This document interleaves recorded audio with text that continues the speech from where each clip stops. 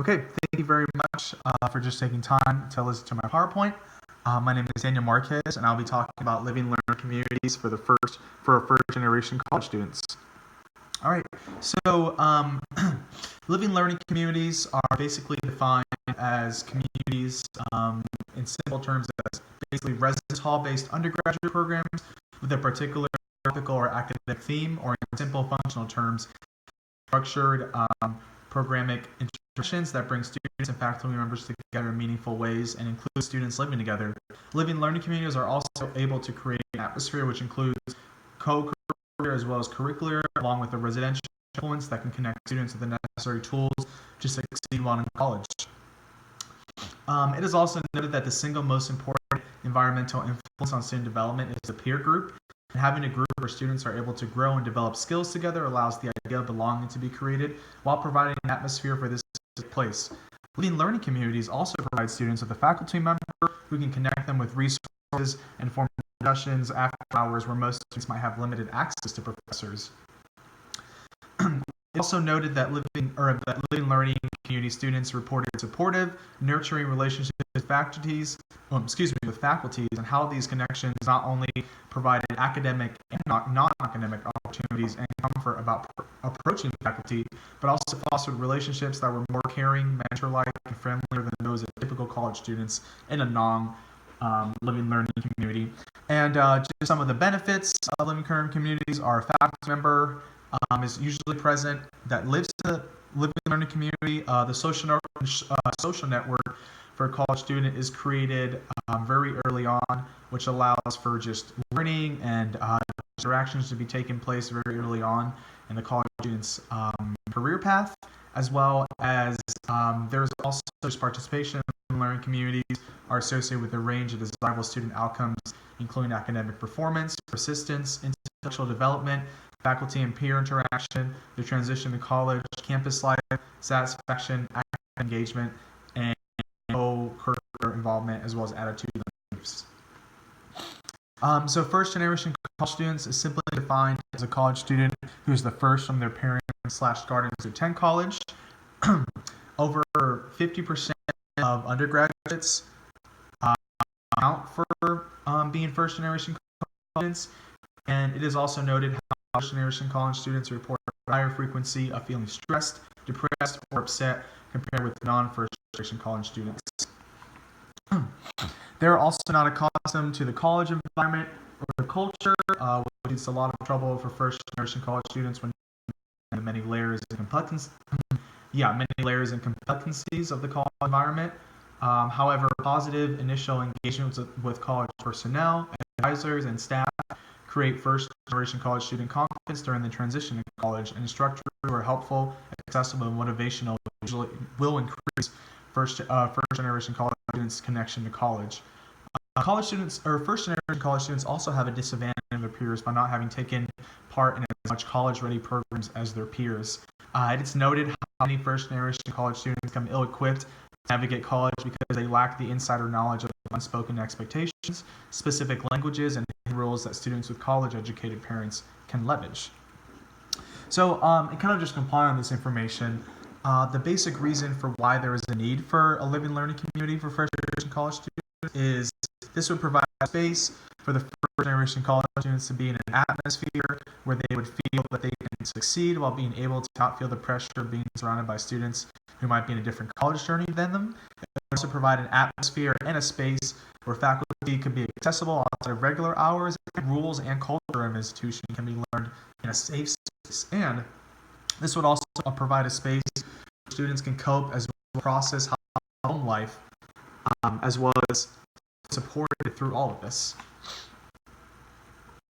So basically what my strategic plan is I propose to create a living learning community for first generation college students. The plan would call living learning community to be up and running by the fall of 2020 with a proposed strategic plan announced to the faculty and staff on August 2019.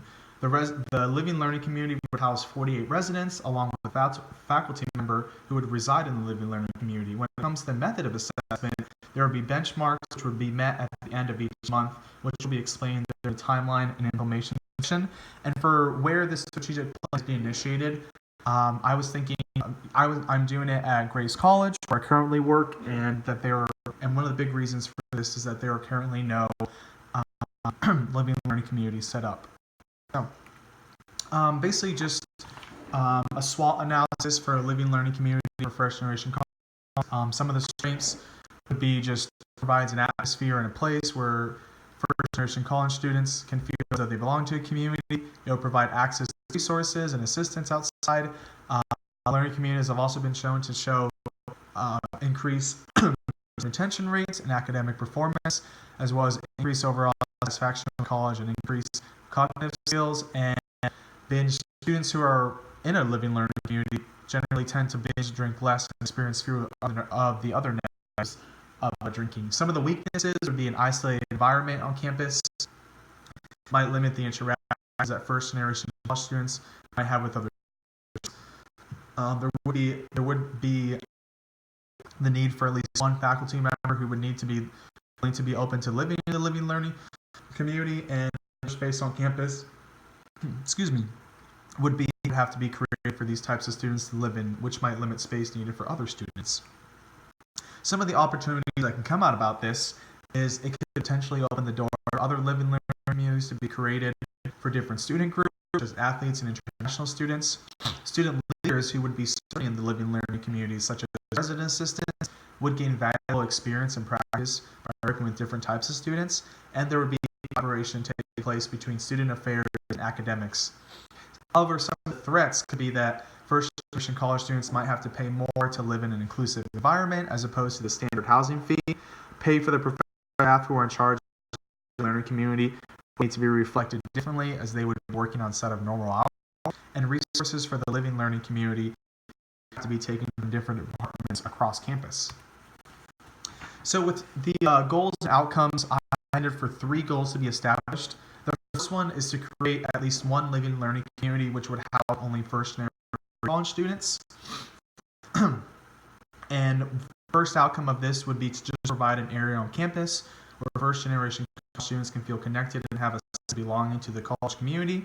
The next outcome would be to just provide an area on campus where first generation college students to resources outside of the regular hours. The second would be to have at least one faculty member who would be willing to live in the living learning community and provide at least one program a month that would focus on different areas of need for the first college students. The outcome would be that a faculty member would be able to provide leadership and support, and also that other faculty members would see the importance of coming alongside students and supporting them in the many areas of need. And my last goal would be to just have a group of at least 48 first generation college students who would live in the living learning community. Outcomes from this goal would be just retention amongst first generation college students improve as they feel supported and would be offered the tools to succeed in and out of the classroom. And this would also provide a learning community with help by recruiting students into the institution. And lastly, the possible creation of other living learning communities which would focus on areas such as international students and program-specific majors such as nursing, engineering, etc. Here is my proposed budgetary plan and my need resources. The first would be at least one faculty member. The estimated cost would be $90,000, and this person would almost act as a liaison between the first generation college and any resources they might need. This faculty member would also teach many of the first experience classes during the day while providing support and programs at night. My next need would be one resident director who would live in the community as well, and the estimated cost would be $26,000. And this resident director would be also work closely with the Department of Residence Life on campus so that the first generation college students would receive the necessary help and resources that they might need. The resident director would also provide supervision to the 2 RAs while working with the faculty members to provide programs to the living learning community. Next would be just 2 resident assistants. This would be $3,000 each per school year, so $6,000 in total. And these people would just provide support to the residents. The RAs would also just work closely with the RD and the faculty member while letting the professional staff know of any situations or problems that might arise in the living learning community.